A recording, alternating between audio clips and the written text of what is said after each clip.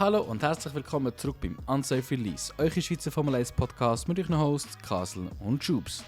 In einer Monster 1,5 Stunden Episode schauen wir einen Tripleheader und ganz viele Off-Track-Themen an. Wenn euch der Podcast gefällt, dann folgt uns doch followen auf Instagram unter Unsafe Release, lasst doch einen Kommentar oder ein Like da auf eurer Plattform, wo ihr gerade sind, und ich wünsche euch ganz viel Spass bei der heutigen Episode. Der Tripleheader Nummer 2 ist somit beendet und ja, wir haben sehr viel zu besprechen. Wir entschuldigen uns jetzt schon im Vorfeld, falls das ein riesen Podcast wird. Vielleicht gibt es auch eine zweite Episode daraus, wenn er sich zu lang zieht. Aber ja, wir haben tatsächlich off-track sehr viel zu besprechen und wie wir nicht erwartet haben, auch on-track, eigentlich bei 3 Rennen, die, sagen jetzt mal, klassisch gesehen eher ein bisschen langweiliger ausfallen, haben wir doch auch auf der Strecke eigentlich sehr viel zu besprechen. Aber wie gesagt, ist eben auch ab der Strecke sehr viel passiert. Zum Beispiel hat man Wind bekommen von einem neuen Rookie, der mittlerweile solche Runden macht. Sein Name ist Franz Herrmann, ein extrem guter Fahrer. Der hat an der Nordschleife mal bei einem Test mitgemacht, vor dem Imola Grand Prix noch, und hat dort einfach mal die schnellste Rundenzeit in der Kategorie hineingebrettert. Nein, Spaß beiseite. Ich glaube, ihr wisst alle, dass der Franz Herrmann der Max Verstappen ist, wo, ja, ich sage jetzt mal ohne Erlaubnis von Red Bull sich ein bisschen Zeit mit seinem Verstappen.com oder Verstappen Racing Team genommen hat. Er wird mit sehr hoher Wahrscheinlichkeit auch dann, im Verlauf des Jahres am richtigen Rennen teilnehmen, 24 oder 12, vielleicht 6 Stunden Rennen. Das ist aber noch so ein bisschen unklar, vor allem eben, ob er das dann auch wird dürfen. Aber ich glaube, dass er sich dann halt wirklich einfach als der Franz Herrmann eintritt und das einfach durchzieht. Aber ja, krasse Geschichte. Etwas, was man halt nicht immer wieder hört, aber eben doch schon auch. Zum Beispiel ein Räikkönen ist auch schon als Rallye-Fahrer zwischen der Saison ein bisschen gefahren und hat einen anderen Namen eingetragen. Also ja, nicht ganz unbekannt, dass das, ich sage vor allem, irgendwie die Champions sich immer wieder erlauben, so zu machen. Aber ja, habe ich sehr, sehr eine coole Story gefunden mit dem Max dort. Ich weiss nicht, hast du auch noch etwas, wo hast du darüber sagen oder deine Meinung dazu preisgeben zum Franz Herrmann? Also ich finde es ja richtig geil und ich finde es auch richtig von ihm. Weil man muss sich einfach überlegen, der Typ, der schwängert seine Alten, nachher kriegt er eine Woche vorher ein Kind über. Aber dass er ein Papi ist an einem Wochenende, wo er eigentlich frei hat, geht er lieber GT3 fahren an der Nordschleife. Und eine Woche später ist er am Imola Grand Prix und gewinnt das Ding noch. Und vor allem, also auch in den Interviews, gell, hat er gesagt, ja, jetzt kann ich mich zurücklehnen, gehe mir Zeit für meine Familie nehmen, bumm.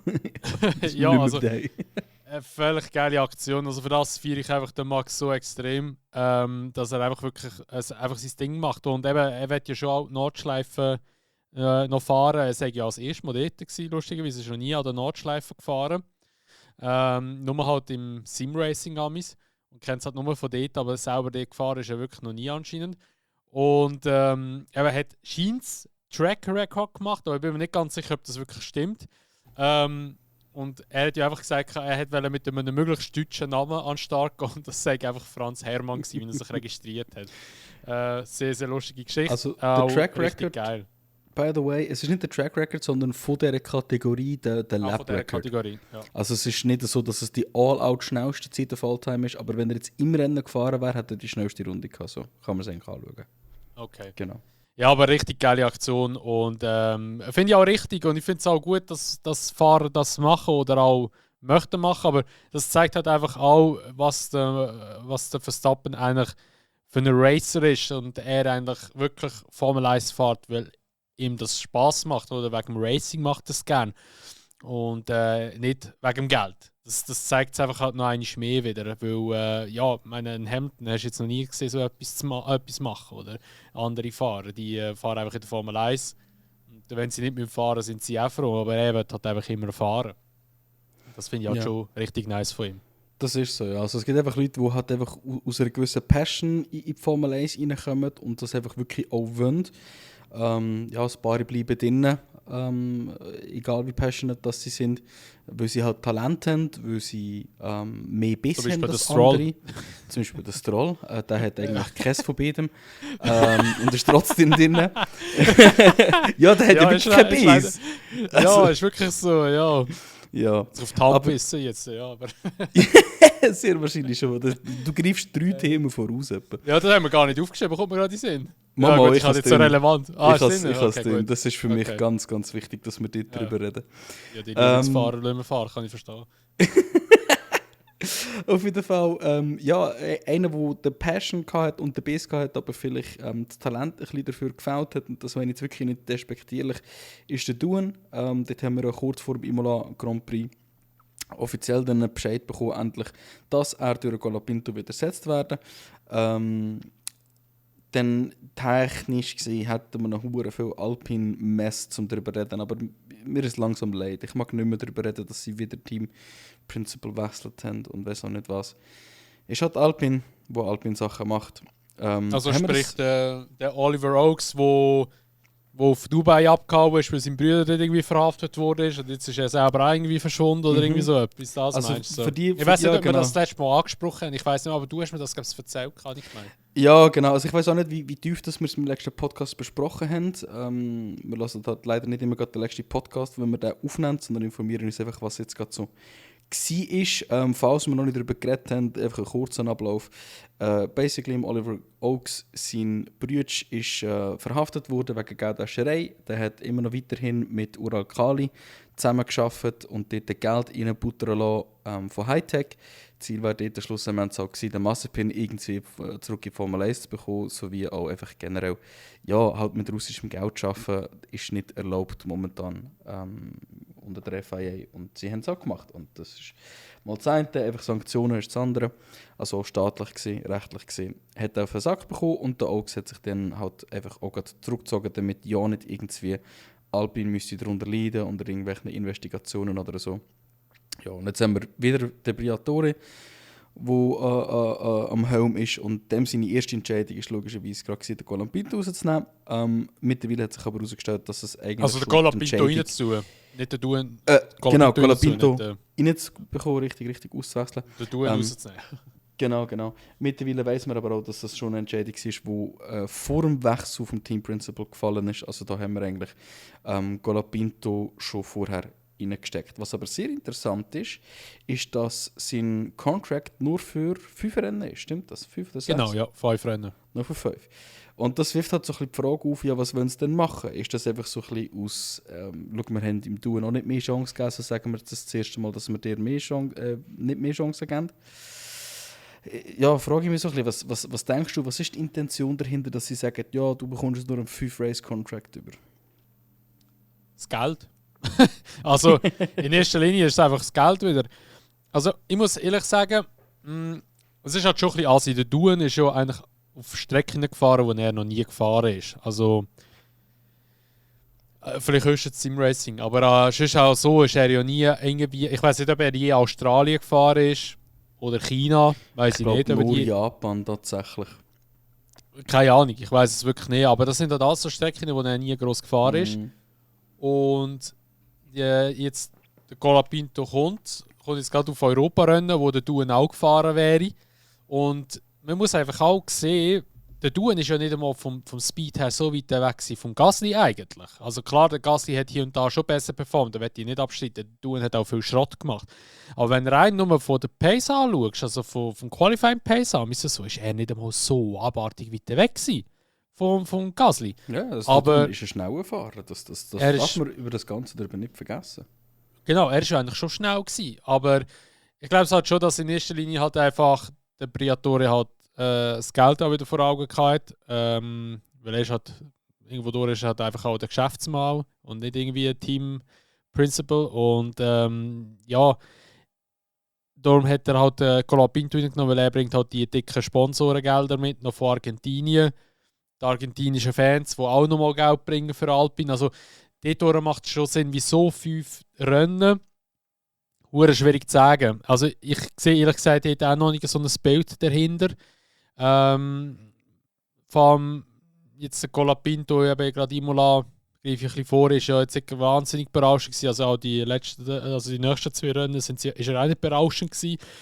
Von dem her schwierig zu sagen. Der Briatore hat einfach in einem Interview noch gesagt, oder wenn ich es ja vor dem Spanien Grand Prix oder am Spanien Grand Prix, ist in der Pressemitteilung gekommen, der hat gesagt, ja, das Rennen, oder wie soll ich sagen, die Rennen, die er gefahren sei 0, 1, nein, wie du es gesagt hast, 1, 0 und jetzt wieder 1.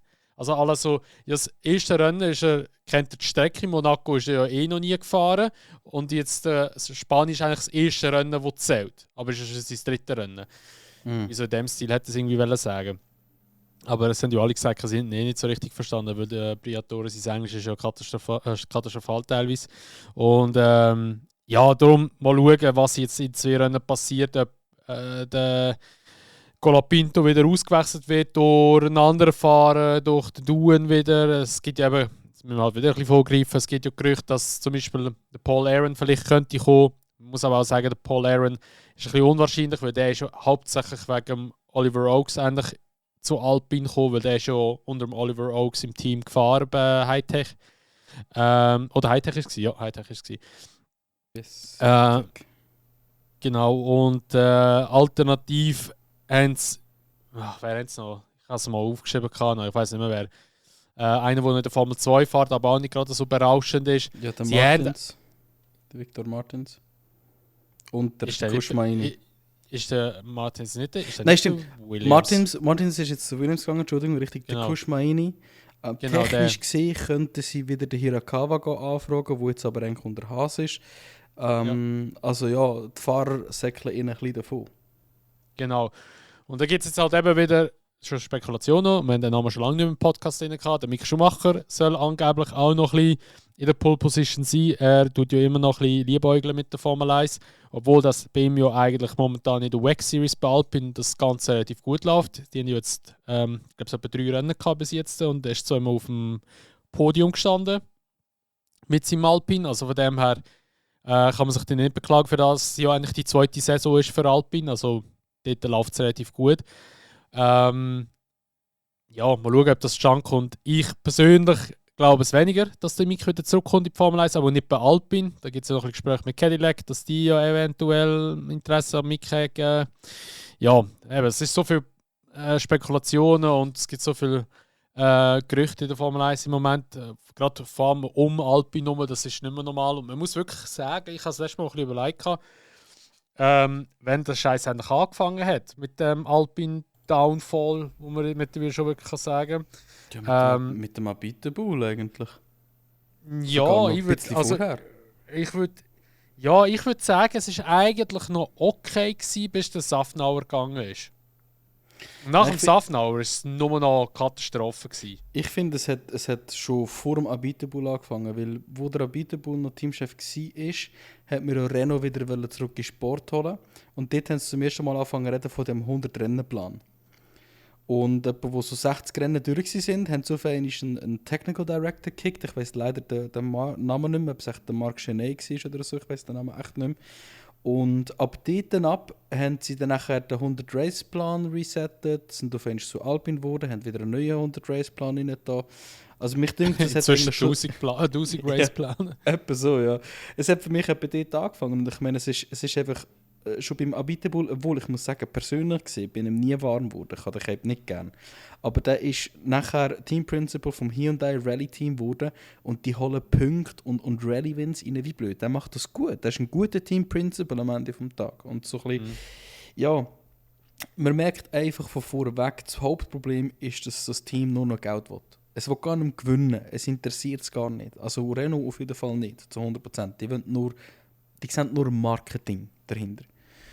Und ja, das resultiert halt einfach in all diesen Entscheidungen, die man die ganze Zeit hat. Man ist ständig in der Publicity, man redet ständig über Alpine, aber auf der Strecke passiert nichts. Und ich sehe nicht, ehrlich gesagt, noch eine grosse Zukunft für das Team. Also ich glaube nicht, dass wir 2030 werden da hocken und noch von Alpine oder Renault werden reden. Weil weder Motoren in meinen Augen noch ein Team wird es in 2030 in der Formel 1 geben, wo irgendwie etwas mit dem französischen Hersteller zu tun hat. Da bin ich mit dir. Glaube ich auch nicht. Also ich glaube auch, dass das früher oder später wird das Ganze aufgekauft werden und ja, also ich denke auch, es ist nicht mal so unwahrscheinlich, jetzt wo die Formel 1 immer noch nach wie vor so im Hype ist, dass es vielleicht irgendwie sogar ein Privater kauft, also nicht einmal irgendwie ein Dings muss sein, wie soll ich sagen, so ein Autohersteller, sondern ja, so wie Haas eigentlich in dem Sinne, oder wie Williams, einfach so ein Privater kommt, der das Ganze aufkauft und ja, dann nachher vielleicht ein bisschen besser auf die Beine bringt. Mal schauen. Ja, und ich meine, wenn wir realistisch sind, es könnte ja auch gut sein, dass ein McLaren sich denkt, weißt du was, die sind jetzt schon mit Mercedes-Motoren gefahren, wir könnten uns doch eigentlich jetzt so ein Tochterteam gönnen, jetzt wo wir so guten Erfolg haben, oder? Oder auch Mercedes, ein offizielles Tochterteam reinholen. Ich meine, was spricht dagegen? Wenn Red Bull das ja auch kann, dann wird es dann aber riesige Diskussionen geben, falls das so würde passieren. Aber ja. Gut, ich meine, Red Bull hat es ja auch, wieso soll es denn Diskussionen geben? Ja, weil es dann nachher jedes Team noch ein Tochterteam hat. So. Ich weiß auch nicht. Es kann nicht einfach ein bisschen darauf ab. Ich finde es schon grenzwertig, wie teilweise die Beziehung zwischen Red Bull und Toro Rosso. Racing Bulls. Ich werd nie dahinter kommen. Racing Bulls, genau. Ja. Halt so ein bisschen gehandhabt wird. Ich meine, ich finde das immer schon ein bisschen diskutabel. Aber ja, da kann man jetzt sich darüber den Grimm vertreiben. Auf jeden Fall, wenn wir wieder zurückrudern zum eigentlichen Thema, das wäre der Colapinto. Der hat ja in Imola sein Debüt gehabt und ich wollte eigentlich das noch ein bisschen ansprechen. Was hast du von seinem Debüt gehalten in Imola? Findest du, ja, ist das gerechtfertigt, in dem Sinn, der Start, wie er gehabt hat, den Touren rauszuschmeißen für die Performance, die der Colapinto jetzt, ja, von mir aus sage ich, die letzten 3 Rennen schon gehabt hat, wo er fahren konnte? Also ich glaube, es hat jetzt nicht so einen riesen Unterschied gemacht, ob du den Duen drinnen gelassen hast oder den Colapinto genommen hast. Ich meine, der Colapinto ist von P16 gestartet, eigentlich P15, aber er hat noch eine Strafe bekommen, weil er nach der Red Flag vom Yuki zu früh aus der Garage gefahren ist. Hat er einen Penalty bekommen. Und das Rennen abgeschlossen hat er, das muss ich schon spicken, auf P16.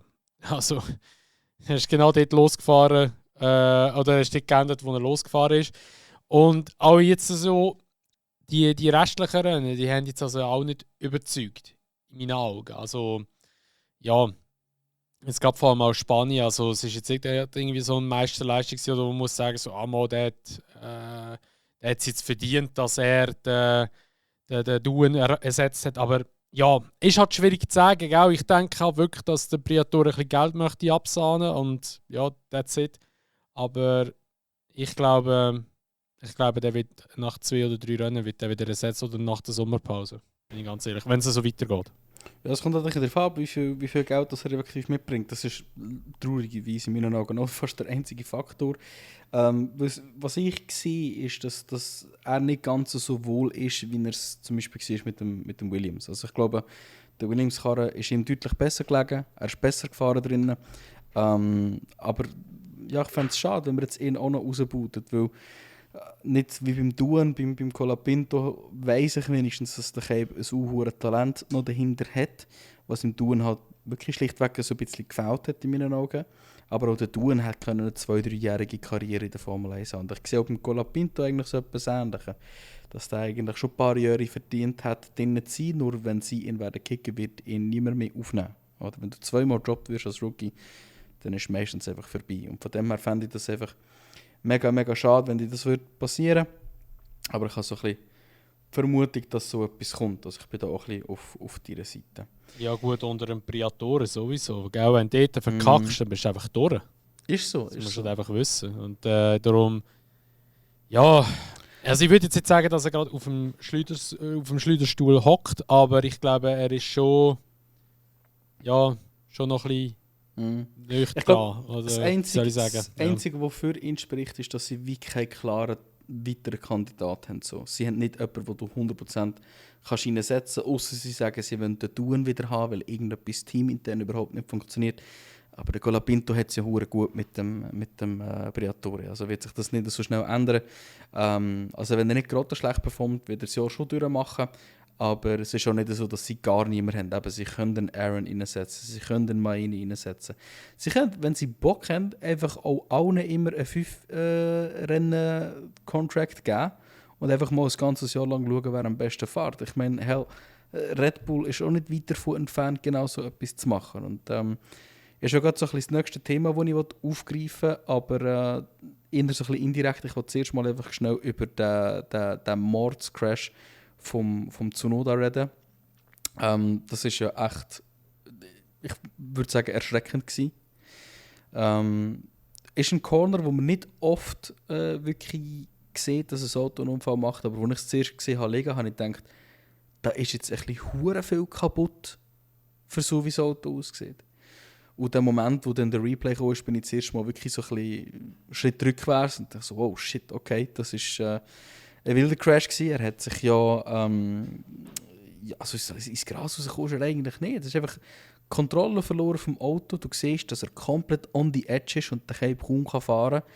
Und das im Q1 eigentlich schon. Also es ist nicht so, dass er schon voll an meinen Jetten gewesen wäre und alles hat versucht rauszuholen. Also das Auto ist einfach so auf der Messerspitze, ja, dass er dort halt im Exit von der Schikane das Auto verliert und sich dann über die Bande drüber überschlägt. Etwas, was man halt auch nicht allzu oft sieht.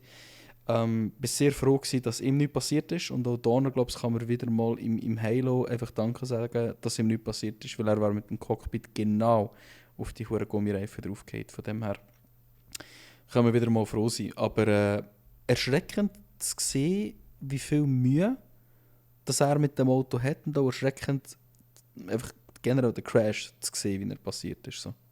Ja, definitiv. Also der Crash war wirklich heftig gewesen. Also eben auch, bei mir war es nicht anders gewesen. Ich habe die Bilder gesehen und denke mir so, wieso? Also zuerst habe ich gedacht so, ja okay, ist einfach raus in die Bande, fertig und so. Dann kommt das Replay, der sehe ich dort am Überschlagen alles. Und ja, es war halt schon ungünstig, gell? Ich meine, er hat Oversteer bekommen, das Heck ist ausgebrochen, hat sich weggedreht und dann nachher ein Käse hat es gelöpft. Das ist halt ein bisschen der Nachteil vom Käse halt damals. Passiert halt gerne mal. Und dann nachher, weil er so viel Speed noch drauf hatte, hat es natürlich gerade auf die Bahn aufgeschleudert. Und ja, also Gott sei Dank ist ihm nichts passiert, aber das war schon recht heavy gewesen. Und ja, ich weiß halt nicht, ich glaube, die Yuki hat sowieso nicht gerade so viel Selbstvertrauen in das Auto. Da kommt so etwas und dann fühlst du nur noch mehr Selbstvertrauen in das Auto rein. Und dann bist du halt einfach automatisch auch langsamer. Also so wie er jetzt in den letzten paar Rennen auch war eigentlich. Also klar, ich meine, er hat dann nachher in Imola immer noch ein P10 geholt. Ist eigentlich wirklich von weit hinten gestartet. Aber nachher auch Monaco war nicht gut gewesen. Und eben dann jetzt auch Spanien am Schluss ist auch wieder nicht gut gewesen. Also ja, es ist halt einfach schwer für ihn. Und eben, es gibt ja auch jetzt wieder die Gerüchte, wieder vielleicht irgendein ist in der nächsten Zeit, sagen wir jetzt einmal in der Sommerpause, durch den Hadjar ersetzt, weil der Hadjar ja momentan wirklich einen sehr guten Job macht bei Racing Bulls. Ist ja, kann man sagen, wirklich fährt er momentan besser als ein Liam Lawson, der ja jetzt doch auch schon ein bisschen, ja, sage ich jetzt mal, Formel 1 Erfahrung hat oder auch mehr als der Hadjar. Und da stellt sich halt natürlich schon die Frage, kommt der oder bleiben sie jetzt beim Yuki? Wir sind ja ursprünglich gesagt, wir bleiben beim Yuki bis sicher Ende Jahr. Wenn man so ein bisschen Kommentare und so verfolgt vom Helmut Marko und so, die reden schon immer noch für den Yuki. Also es ist jetzt nicht so, dass sie ihn irgendwie auch so in den Interviews okay oder so, habe ich das Gefühl. Also ich glaube, da ist schon noch ein bisschen Unterstützung da. Und man muss auch einfach ehrlich sagen, Red Bull hat auch keine Option, weil ein Hadjar jetzt schon ins Red Bull Racing zu befördern, das ist eine dumme Idee. Dann machst du wieder genau das Gleiche wie mit einem Elben oder wie mit einem Gasly. Und das bringt dir einfach gar nichts. Darum, ich würde wirklich im Yuki immer noch weiterhin Zeit geben, weil es ist ein anderes Auto. Ich meine, schau mal den Hamilton an, der im Ferrari fährt. Klar, er fährt weiter vorne mit. Das ist jetzt nicht so gravierend, aber der Hamilton hat da wesentlich mehr Erfahrung als jetzt ein Yuki Tsunoda. Aber man merkt halt schon sehr stark, dass das Auto auf den Max abgestimmt ist. und nicht auf einen Yuki oder beziehungsweise eben, es wird ein bisschen, ja, immer wie auf zwei Fahrer geschissen, kann man sagen, beziehungsweise man sagt ja immer, das zweite Cockpit bei Red Bull sei verflucht. Aber man muss schon auch realistisch sein und sagen, er fährt schlechter als ein Perez. Kommt man nicht drum herum. Und ich glaube auch jetzt, wenn man so den Yuki sieht, wie er fährt, muss ich auch mich selber ein bisschen an der Nase und sagen, okay, der Perez hätte es vielleicht nicht besser können, weil es einfach nicht besser gegangen ist mit dem Auto. Weil, ich meine, in der Netflix-Doku hat er ja auch schon gesagt, im 24 das Auto ist unfahrbar, aber der Max hat es selber bekommen, weil es halt auf den Max abgestimmt wurde. Ist dazu mal. Ja, richtig. Also ich glaube, wir sind dort alle zusammen so ein bisschen in den Trott hineingefallen, wie wir es halt schon vor dem Perez eigentlich hatten. Oder wir haben ihm Gasly zugeschaut und haben alle das Gefühl gehabt, ja, der Gasly ist das Problem. Wir haben ihm Albon zugeschaut und haben dann auch nach 1,5 Jahren gemeint, ja, der Albon ist das Problem. Oder? Und wo der Perez kam, hat es dann auf einmal funktioniert. Liegt aber wahrscheinlich daran, dass halt dann, wo der Perez kam, hast du einfach so ein bisschen das Limit erreicht. Plus die Erfahrung von Perez hat ihm natürlich auch die Möglichkeit gegeben, zu sagen, ich brauche das, ich will das von euch. Und sie haben auch anfangs logischerweise noch auf ihn gelost, weil sie nicht gerade ein neues Auto haben müssen machen, sondern nur eins anpassen, das sie schon haben. Mit den neuen Regulations hat man auf einmal gemerkt, dass der Perez wieder schlechter funktioniert, weil man dort halt wieder zuerst geschaut hat, was sind die Grenzen vom Auto, wie weit können wir es ausreizen, weil der Max kann das dann schon handeln, oder? Und was jetzt fehlt, und da ist jetzt das, was mit uns allen auch passiert ist, mit allen von den Medien, mit allen von Red Bull. Wir haben gedacht, der Perez ist das Problem, aber es war von vornherein das Auto gewesen. Und ich weiss, es ist eine krasse Meinung, aber ich finde, wenn sie den Yuki jetzt Mitte Jahr rausschmeißen würden wollen, dann wäre die einzige richtige Variante, den Perez wieder zurückzuholen. Und das tönt so abstrus, es tönt so ab der Welt, aber was hast du für eine Wahl? In einer Hotshot-Karriere noch kaputt machen, währenddem du schon beim Tsunoda, Lawson, Albon und Gasly gemacht hast? Nein, das macht auch keinen Sinn. Das macht absolut keinen Sinn. Ja, aber das werden sie nicht machen, weil sie haben dem Perez so viel Geld in den Arsch gepumpt, dass er aus dem Vertrag rausgeht. Genau. Das sich ja doppelt eigentlich ins Bein schiessen. Sie haben Geld, so, dass er rausgeht und wieder holen. Also, das machen sie nicht. Genau. Also, ich verstehe den Gedanken, aber... Genau, aber weißt, wegen dem denke ich auch, der allerbeste Way to go ist halt wirklich einfach den Yuki drin behalten. Beim Yuki, auch wenn nicht immer alles perfekt ist mit seinem Feedback und so, das haben sie ja oft immer wieder angekreidet, früher, wieso dass sie ihn nicht wollen. Er hat trotzdem 5 Jahre Erfahrung. Und wenn sie auf ihn hören, können sie für das nächste Jahr hoffentlich ein Auto bauen, wo ein zweiter Fahrer auch damit umgehen kann. Aber in diesem Jahr wird das nicht passieren. Es ist egal, wer sie in das Auto reinstecken, der Verstappen wird der Einzige sein, der Punkte hat. Weil sie sich einfach, sie versuchen nur das Auto immer an die äußersten Grenzen zu bringen. Und es tut mir leid, es kann nicht jeder damit umgehen. Auch ein Hamilton könntest du jetzt in den Red Bull reinstecken und der würde nicht damit umgehen können. Auch ein Alonso nicht, in meinen Augen. Also, ja, safe. Also, da schließe ich mich an, weil eben das Auto ist so hart einfach nur auf den Max trimmt. Darum, aber ja. Ja, aber schlussendlich, ich glaube, Yuki, er gibt sich Mühe, er gibt sein Bestes. Auch wenn die letzten 3 Rennen nicht sauber waren, Diskussionen sind berechtigt, was mit seiner Zukunft ist. Aber ich finde, Red Bull sollte da wirklich zu ihm sticken. Offensichtlich haben sie wenigstens einen, der in diesem Auto etwas reisst. Das ist der Verstappen. Und der hat in Imola doch einen relativ schönen Overtake gemacht, wie du da aufgeschrieben hast. Genau. Also, ja gut, grosse Rennen muss man sie eigentlich nicht. Ich meine, die haben ja hoffentlich das Rennen gesehen und der Overtake in Turn 1 rein, oder offiziell laut FIA ist es Turn 2 gewesen, weil auf der Gerade hat sie leichten Knick und jetzt hat ja das Turn. Aber jedenfalls in Turn 1 rein dort hat der Max einfach aussen rum ist er vorgefahren bis zum Piastri. Piastri hat dort komplett geschlafen und hat dann nachher die Innenbahn gehabt und konnte auch dann am Piastri vorbeiziehen. Ein richtig geiles Überholmanöver. Ich glaube, auch der Max selber hat nicht mit dem gerechnet, dass er das machen kann. Aber man muss auch hier sagen, hat er natürlich wieder ein bisschen Glück gehabt, weil der Piastri hat sich ein bisschen fest auf Russell konzentriert, auf die Turn 1 zu. Der Russell hat ja noch gefunkt, was der Oscar eigentlich genau macht, wieso das ihn so ausbremst. Und dann nachher ist er einfach so schön an ihm aussen vorbeigefahren. Und ich glaube, das ist schon ein bisschen, sagen wir mal so, das Highlight vom Rennen. Es hätte schon noch ein bisschen Zwischenfall gegeben, der Gasly, der ins Käse rausgekommen ist, wo er neben Leclerc war, genau gefahren ist, der ist ein bisschen rausgefahren. Das ist passiert. Dann nachher Williams mit Top-Performance, P5 und auch P8 mit dem Carlos. Und P5 ist eben dann der Albon geworden. Super Ergebnis. Also wäre eigentlich wahrscheinlich sogar ein P4 drin gelegen. Dort ist aber dann auch wieder der liebe Leclerc drin gekommen und hat gedacht, so, ich muss da mal den Albon ein bisschen rausschiessen. Ja, es war ein bisschen ein Herzmanöver gewesen. Und er wäre ja auch bestraft worden. Wahrscheinlich hätte ihm nachher die Position nicht zurückgegeben. Schade nur, dass halt dann nachher der Hamilton davon profitiert hat mit P4. Man muss aber sagen, Ferrari hat mal ausnahmsweise, man muss wirklich das sagen, ausnahmsweise eine gute Strategie gehabt. Beide Fahrer, die sind beide recht gut für marschiert. Vor allem der Hamilton hat eine brutale Pace während dem Rennen auf dem Ferrari drauf gehabt. Und ist auch dementsprechend auch zu Recht auf P4 gekommen. Aber, ich bin ganz ehrlich... Irgendetwas haben sie müssen gut machen an dem Wochenende. Ja, irgendwann müssen sie auch mal etwas gut machen, so muss man fast schon sagen. Irgendwann müssen sie es mal wieder schaffen. Aber man muss wirklich auch sagen, ich hätte es Williams richtig gegönnt, am P4. Weil Williams hat jetzt mehr Punkte, glaube ich, geholt als in den letzten 3 Saisons. Oder 4 Saisons. Ich weiss nicht, wie viele Saisons schon. Das ist ja abartig, wie viele Punkte die jetzt schon geholt haben. Die sind ja best of the rest. Das muss man sich mal vorstellen. Ja. Die sind hinter Ferrari oder hinter Mercedes. Ich weiß nicht, hinter Ferrari, Mercedes sind sie.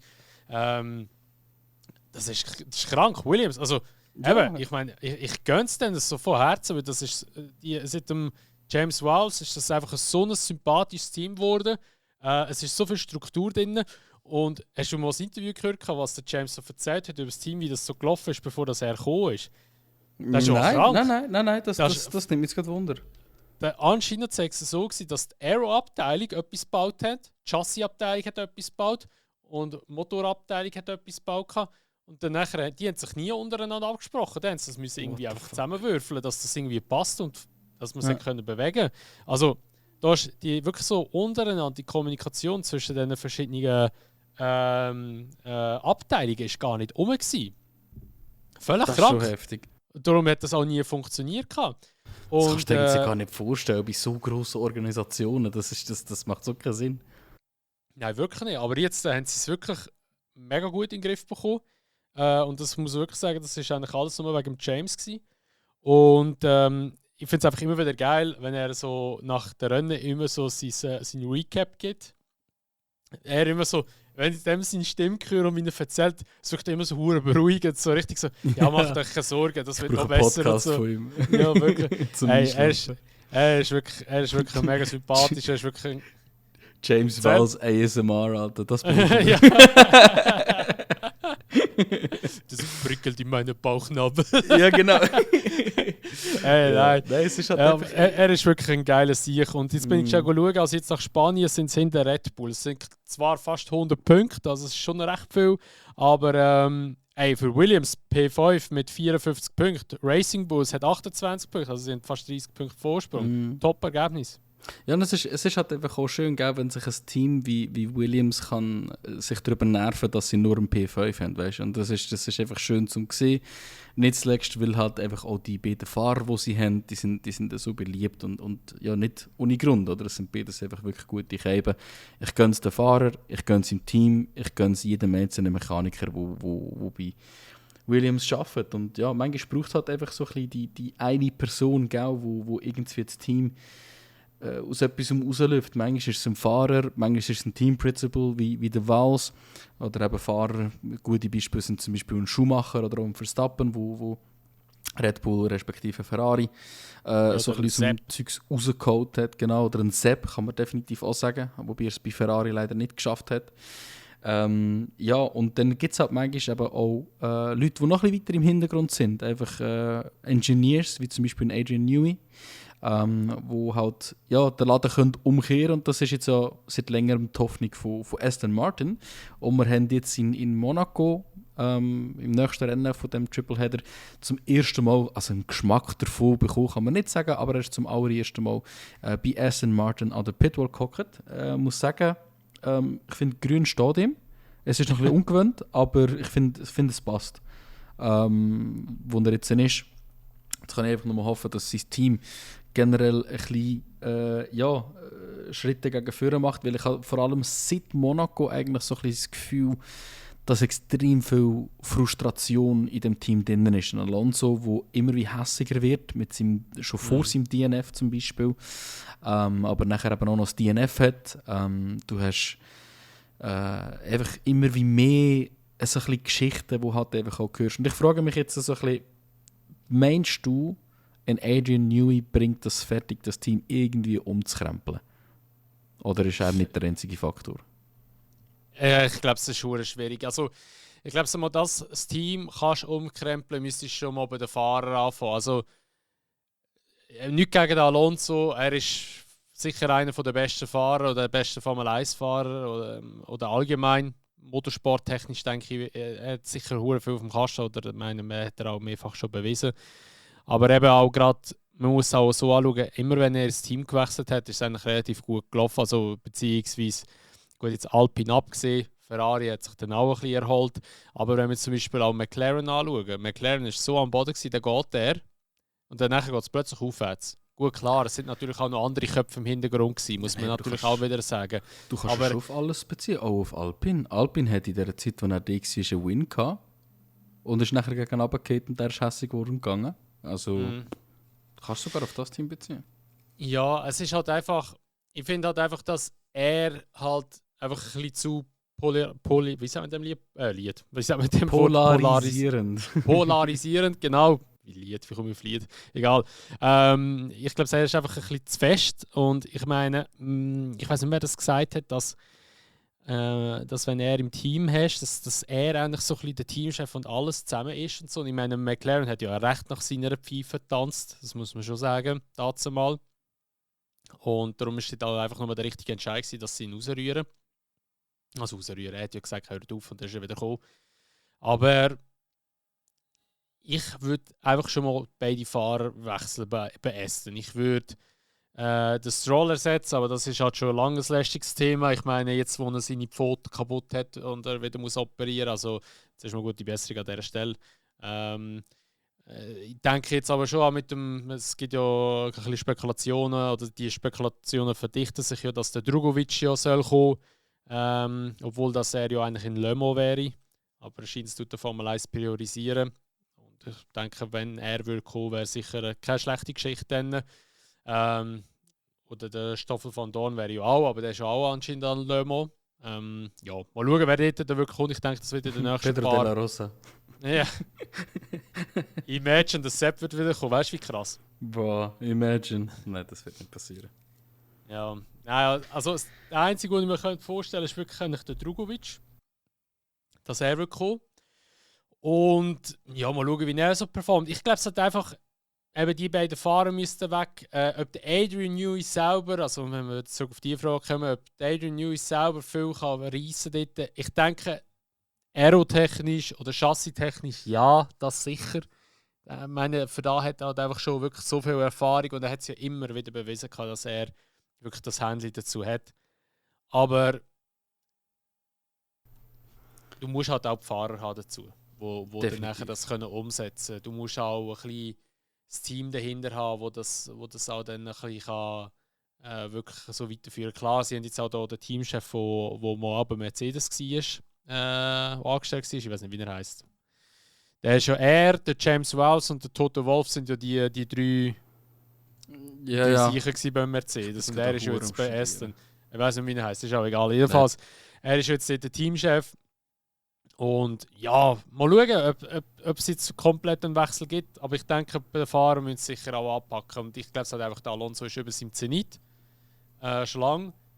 Der fährt einfach nur noch bis 26 oder bis Ende 26, weil er schauen, wie sieht es denn aus mit dem Newey, wie sieht es aus mit dem Aston, wie läuft er.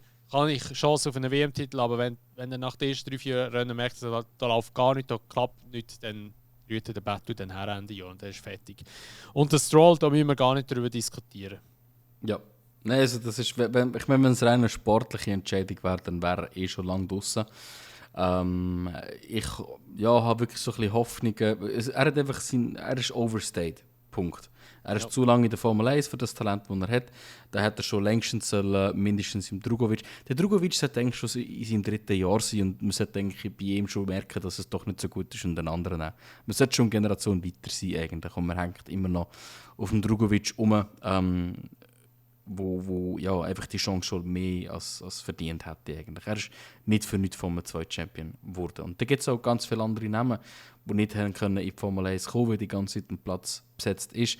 Und ganz viele andere Namen, die aus der Formel 1 rausgefallen sind, weil sie halt keinen mehr gefunden haben. Und das ist einfach ja, sehr oft leider auf einen Lance Stroll zurückzuführen. Und es tut mir leid. Also, was mich einfach vor allem nervt, ist, wenn er doch wenigstens den Biss und die Motivation selber hat. Aber mich dünkt so ein bisschen, weißt, wenn du ja merkst schon, dass du Probleme mit deiner Hand hast, dann tu doch so viel Care in das Ganze rein, dass du sagst, ich fahre das Qualifying nicht.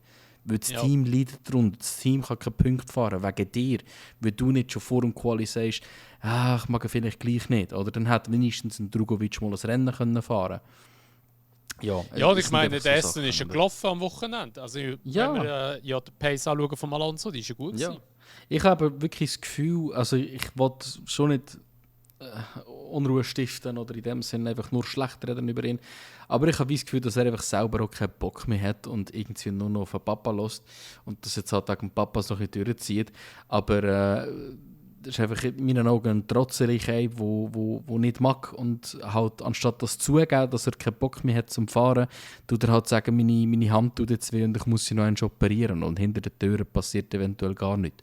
Das werden wir alles nie wissen, weil das halt privat ist, oder? Aber wollte ich ihm jetzt eigentlich schon nicht vorwerfen, aber es fühlt sich für mich ein bisschen so in die Richtung an. Aber ja, auf deiner Seite, ich glaube, es kommt ein bisschen darauf ab, wie viel Freiheit halt ein Adrian auch bekommt. Ich meine, bei McLaren, bei LaRousse, bei ganz vielen Teams hat er nicht können, seine Änderungen anbringen. Das Team hat dann nachher zuerst mal einen Drought gehabt und einfach Mühe gehabt und dann noch erst auf ihn gelassen. Ich glaube, das ist einfach auch wichtig, dass sie von vorne weg für die Regulations auf einen Newey hören, was er sagt, was möglich ist und dass man es dann von dem her eigentlich würde aufbauen. Weil dann kann man so Sachen vermeiden. Genau. Ja, ich habe so irgendwo so ein Interview gesehen, wo er so gefragt wurde, was er vom aktuellen Aston haltet, aerotechnisch oder chassistechnisch, und er sagt nur irgendwie so, Katastrophe. ja, das passt so nicht mehr. Und er ist, das, was er schon immer gut können hat, ist Probleme beheben, wenn sie da sind. Und offensichtlich hat das Auto ein Problem, weil es performt nicht mehr so, wie es im ersten Jahr unter den neuen Regulations performt hat. Ja. Genau. Also 23 sind es gut gewesen. 22 sind sie noch nicht so gut gewesen, aber 23 zweite Jahr tatsächlich. Sind sie schon gut gewesen. Aber genau. Ja, eben, mal schauen, was er reissen kann. Mal schauen, wie es weitergeht mit dem Stroll. Ob er weiterhin keinen Bock hat oder ob er dann wieder mal plötzlich Bock bekommt. Wer aber auch keinen Bock hat, vor dem Monaco Grand Prix war der Max, der hat keinen Bock gehabt, an das Formel 1 Event zu gehen, wo sie den neuen Formel 1 Film präsentiert haben. Die Fahrer konnten den schon vorzeitig anschauen. By the way, der Stroll war auch nicht dort, der hat auch keinen Bock gehabt. Wo er war, keine Ahnung. Aber der Max war einfach daheim, hat Simracing betrieben, also iRacing ist er gefahren und hat gestreamt gehabt. Hey, also sorry. Eben, für das liebe ich einfach so hart den Max. Weißt du, du musst dir vorstellen, sag's nochmal, schwängert seine Alt, kriegt das Kind über, Gott GT3 fahren, Nürburgring. Dann nachher hat er Imola-Wochenende gewöhnt. Dann nachher eine Woche später ist Monaco, statt irgendwie, weiss nicht, wer das Event war, Donnerstagabend, glaube ich, wo sie den Film geschaut haben. Er ist daheim am Streamen, wahrscheinlich seine andere dahinter, schwanger dort, oder schwanger ist ja nicht mehr, aber mit ihrem Kind am Schauen, der ist am Gamen. Ey, nein. Ja. Also wirklich, Max, absolute Legende. Ey. Für das feiere ich ihn einfach so hart, für sein Verhalten, das er hat. Und das zeigt einfach wieder einmal mehr, dass er so keinen Bock hat auf den ganzen Zirkus rundherum. Ja. Genau. Er will einfach nur fahren und das fühle ich zu 100%, weil er fährt dort zum erfolgreich sein oder beziehungsweise zum Rekord auch hinterher jagen, sage ich jetzt mal. Aber ja, alles andere ist ihm scheißegal und einfach so die Haltung, die finde ich richtig geil von ihm. Ja, stimmt dir absolut zu. Also er ist wirklich einfach nicht da für einen Glitz und Glamour. Und genau. Ich finde, das sind genau die Fahrer, die du in der Formel 1 halt auch brauchst. Das ist ein anderes gutes Beispiel davon, ist in meinen Augen der Oscar Piastri. wo einfach auch zero Fucks gibt auf alles rundum. Der gibt kurze Antworten. Und ja, das mit Mohammed, wie er ihn wegdrückt und so. Also das ist echt genial. Aber hast du das gesehen, wo der Hamilton auch an ihm vorbeigelaufen ist und Ben Sulayem steht einfach so dort, so wie ein T-Post steht. So wie bestellt er nicht abgehört. Ja. Er wollte nochmal und der Hamilton läuft einfach ihm vorbei. Ja, genau. Ja, aber das finde ich auch gut. Also ich finde genau die Attitüde braucht es gegenüber Mohammed Ben Sulayem mittlerweile. Ja, finde ich ganz, ganz wichtig. Aber ja, nein, es sind dort die Charaktere, die in meinen Augen die Formel 1 ausmachen, oder die wirklich einfach da sind zum Gewinnen. Kurze, knappe Antworten geben in Interviews, Kimi Räikkönen, das sind die Legenden vom Sport, wo mir immer noch am Herzen liegen. Und ja, ich weiss, ich mache so ein bisschen einen Gump, aber eben der Piastri, der hat so ein bisschen einen Aufschwung gehabt in Imola, ein bisschen mehr Punkte als der Norris, glaube ich, gehabt, wenn es mich nicht täuscht. Warte jetzt schnell. Nein, stimmt nicht. Imola Dritte tatsächlich. Nachher in Monaco halt auch nur Dritte. Und trotzdem ist er immer noch im Norris eigentlich voraus. Norris hat aber Monaco gewonnen gehabt. Und das ist so ein bisschen das, was ich noch ein bisschen ansprechen will, ist die Championship Rivalry, die sich da jetzt halt wirklich so ein bisschen am Anbahnen ist wirklich immens, muss man sagen. Also immer wenn man das Gefühl hat, der Piastri hat jetzt den Championship fett im Griff, kommt der Norris und gewinnt einfach Monaco, was ja wirklich kein einfaches Rennen ist. Unglaublich gute Qualifying-Lap von ihm, wo in meinen Augen auch wieder so ein bisschen, egal wie viel dass man so ein bisschen, oder wie wenig dass man vom Norris haltet, habe ich das Gefühl, hat er nochmal so ein bisschen, auf gut gesagt, den Knüppel auf den Tisch gehauen und gesagt, nein, hört, ich bin auch da zum Gewinnen. Und ja, also finde ich wirklich ein starkes Rennen gefahren von ihm. Und ja, ist so ein bisschen sehr eine spannende Rivalry und wir sind auch nach dem spanischen Grand Prix jetzt nur 10 Punkte voneinander entfernt bei diesen beiden. Denkst du immer noch, Piastri hat absolut die Oberhand oder werden wir noch ein bisschen mehr Fights sehen zwischen diesen beiden? Ich denke, wir werden schon noch Fights sehen zwischen denen. Also ich muss sagen, ich bin positiv überrascht vom Norris, weil der macht ja eigentlich immer wieder Fehler, auch sechs im Rennen, sechs eben im Qualifying vor allem. Aber gerade Monaco, das schwierigste Qualifying wahrscheinlich in der ganzen Saison, macht er keinen Fehler. Und er reißt es einfach. Und da muss ich schon sagen, das war schon echt impressive gewesen. Und ich frage mich dann einfach so, wieso dass es eigentlich auf einfacheren Strecken, blöd gesagt, nicht herbekommt. Aber ich habe es ihm gegönnt dort eigentlich auch, dass halt auch die Championship nochmal wirklich spannend bleibt. Aber man muss dort auch wieder sagen, der Piastri hat sich auch das ganze Wochenende schwer hier in Monaco. Der hat immer ein bisschen Mühe gehabt. Und ich denke, dass halt er dort doch einfach noch ein bisschen zu wenig Erfahrung hätte in der Formel 1. Weil man muss halt wirklich sagen, das ist sein drittes Jahr jetzt. 23 ist er, glaube ich, gekommen, ja. 23, 24, ja, 25, ja, ist das dritte Jahr jetzt. Also ich meine, eben, du musst immer noch so anschauen, oder, wie viel mal der Norris schon in Monaco gefahren ist und wie viel mal der Piastri in Monaco gefahren ist. Und das ist halt dann schon immer noch krass, eigentlich, wie schnell der Piastri ist. Aber der Norris hat es wirklich gut gemacht. Als Rennen er hat sich dort wirklich nicht irgendwie unter Druck setzen oder nicht gross unter Druck setzen lassen durch den Charles, der ihm hinten noch gefahren ist. Und hat sich auch nicht beunruhigen lassen durch den Max vorne dran. Ich hatte auch ein richtig Gefühl gehabt, wie er am Schluss in der letzten Runde nochmal Gas gegeben hat, der Norris. Weil er dann hat wirklich so sagen, so, ja, schau, eigentlich hat der McLaren schon noch genug Leistung gehabt. Ich bin einfach langsamer gefahren, ich wollte jetzt nicht an Max herkommen. Und er hat ja noch gefunkt, wie lange das der Piastri noch braucht, bis er an Charles herkommt. Er braucht seine Hilfe. Aber ich glaube, auch dort, der Piastri hat gar nicht näher herfahren, um halt einfach nicht im Charles Druck auszuüben, weil einfach, dass der Charles Norris ein bisschen unter Druck setzt, dass vielleicht etwas passiert. Also, das sind schon so kleine Spielereien, die ich mir vorstellen kann, die passieren. Auch zum Beispiel in Spanien hat ja der Norris für einen kurzen Moment Windschatten beim Piastri geholt. Und dann hat er ja gesagt, so, was hat er gesagt? Cheeky hat er irgendetwas gesagt, glaube ich. Ja, genau. Cheeky. Ja, also eben, so kleine Spiele fangen schon an. Und ich glaube, der Piastri wird schon können die Oberhand behalten, weil ich finde, der Piastri ist schon mental schon stärker. Er macht zwar schon vielleicht hier und da noch ein bisschen Fehler, aber gerade Imola zum Beispiel war ein bisschen ein blöder Fehler gewesen, dass er dort gerade P1 abgeht in der Kurve 1. Aber so von der Pace her und so und auch von der Rennpace her ist schon der Piastri ein richtiges Tier. Und absolut. Der Norris wird schon Mühe haben mit ihm. Vor allem halt eben auch, weil es sein drittes Jahr ist. Das muss man halt wirklich sich ein bisschen vor Augen führen. Ich weiss, es ist in seinem ersten Jahr nur ein Sprintrennen-Gewinn gewesen, aber es war ein Sprintrennen-Win in seinem absoluten ersten Saison. Oder? Und das ist halt schon etwas, was nicht viele Fahrer schaffen. Klar, du kannst es nicht vergleichen. Hamilton hat nie Sprints gehabt, aber der Hamilton hat auch in seiner ersten Saison Rennen gewonnen. Und das ist so ein bisschen einer der letzten gewesen. Na gut, Verstappen kann man natürlich auch noch sagen, ganz klar.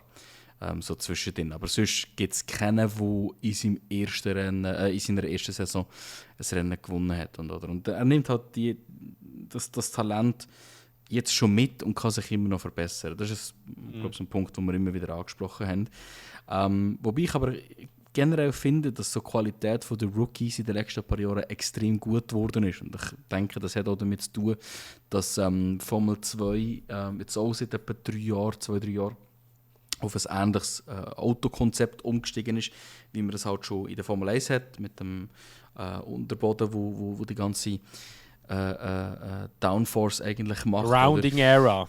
Genau. Und ich muss jetzt wirklich sagen, nach all den Rennen, die wir gesehen haben, nach dem zweiten Tripleheader, also ich glaube, jeder einzelne von allen Rookies, der drin ist, hat es absolut verdient, hier zu sein. Und selbst die, wo man so die grössten Doubts hatte, wie ein Hadjar, wie der Behrman. Oder ein Behrman. Na gut, über den Behrman haben wir von vorne weg gut Behrman, oder wie war Behrman, ja. Also ich muss sagen, über Behrman haben vor allem logischerweise die britischen Medien, aber zum Teil auch generell so ein bisschen externe Journalisten sehr viel Gutes über ihn geredet. Aber alle irgendwo die machen wirklich einen verdammt guten Job. Und ich finde es auch cool, wie viel Base schon dahinter ist. Jetzt zum Beispiel eben gerade, wenn wir noch über den Crash Bortoleto Kimi reden, wo der Kimi den Bortoleto in die Wand gedrückt hat. Also der Bortoleto, der lässt sich nicht heiß machen. Gell? Der hat ihm schon ein bisschen Feuer gegeben am Radio und hat gesagt, nächstes Mal drücke ich ihn dann auch in die Wand, wenn wir in Spanien sind. Ja. Also, das habe ich geil gefunden. Finde ich sehr, sehr geil, ja, dass er so viel Base hat. Ja. Nein, also auch allgemein zu Bortoleto noch muss man sagen. Also, ich meine, eben, dass er ja viel Talent hat, das ist ja auch bekannt. Ich meine, er ist ja der eben Formel 3 und F2 nacheinander. Das genau so gewonnen hat. Das hat ja, glaube ich, nur der Yuki geschafft, oder nicht? Nein, der Yuki hat kein Championship-Win. Wer ist das gewesen? Irgendjemand hat das auch geschafft. Ist es ein Piastri? Leclerc. Ich weiss nicht, irgendjemand hat es... Also der Piastri hat auf jeden Fall in seiner Rookie-Season F2 gewonnen. Der Piastri hat auch F3 gewonnen. Also das ist der Einzige, der das sonst so auch noch fertig gebracht hat, seitdem es neue Format gibt. Sonst die meisten, die halt so gut sind, haben halt dann nachher F2 oder F3 geskippt. Halt Hamilton, Verstappen zum Beispiel. Aber ja, Bortoleto und Piastri sind die einzigen, die Formel 3 und die Formel 2 als Rookies direkt gewonnen haben. Das ist so. Ja. Und ich finde es einfach krass, der Bortoleto, eben, der kommt ja auch, er hat ja eigentlich nicht viel Erfahrung mit den Autos, mit den neuen Autos.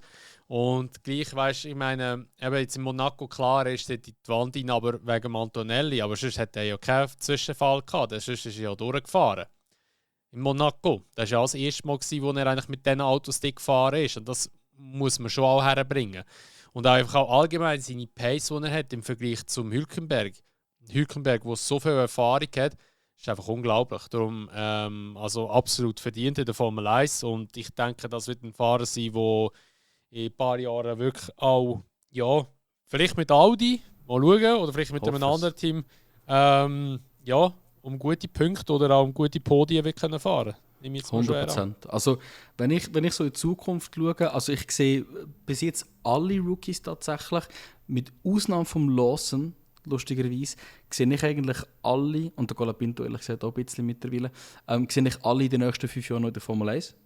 Und ich sehe halt wirklich auch die Möglichkeit, dass wir in vielleicht noch ein paar Jahren mehr einen Kimi gegen einen Behrman, gegen einen Bortoleto werden haben. Also das sehe ich, ist wirklich sehr, sehr nöch, sehr möglich. Irgendwo durch. Es kann auch gut sein, dass ein Bortoleto halt wirklich, oder auch ein Behrman einfach komplett von einem anderen Team aufgegriffen wird, je nachdem wie lange das Ferrari sich Zeit lässt mit dem Behrman, je nachdem ob der Audi nicht doch schon genug gut wird sein in den nächsten 2-3 Jahren. Also ich meine, ein Bortoletto ist eigentlich auch eine gute Choice für einen Red Bull mal zum Probieren zum Beispiel. Also würde sicher nichts falsch machen damit. Und ja. Ja gut, ich meine, bei Red Bull ist es ja noch so, die haben ja eigentlich noch die Iwasa, weißt du, wo ja eigentlich noch im Red Bull-Programm ist. Das haben sie, aber ein Iwasa, er ist gut, aber er ist in meinen Augen nicht mal so gut wie der Tsunoda. Rein von dem her. So, ja. Sie haben dafür noch ein Lindblad, ein Arvind Lindblad. Der wird das neue grosse Talent sein für Red Bull. Der wird unglaublich gut fahren in der nächsten Zeit. Ist aber, stand jetzt, glaube ich, noch nicht mal in der Formel 3. Wenn ich es richtig in Erinnerung habe. Aber, das ist in der Formel 3? Ja. Ich habe gemeint, ja.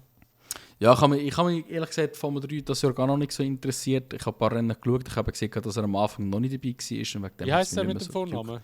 Arvind Lindblad. Arvind. Geiler Name. Arvind, glaube ich sogar. Arvind Lindblad. Arvid Lindblad. Arvid. Also, British and Swedish driver who completes... Oh, das ist schon Formel 2 jetzt. Okay, die haben gut. Ich habe den irgendwo gelesen. Das ist zackig gegangen. Ja, also auf dem müssen wir definitiv Ausschau halten. Das könnte wieder so eine Antonelli-Bortoletto-Geschichte werden.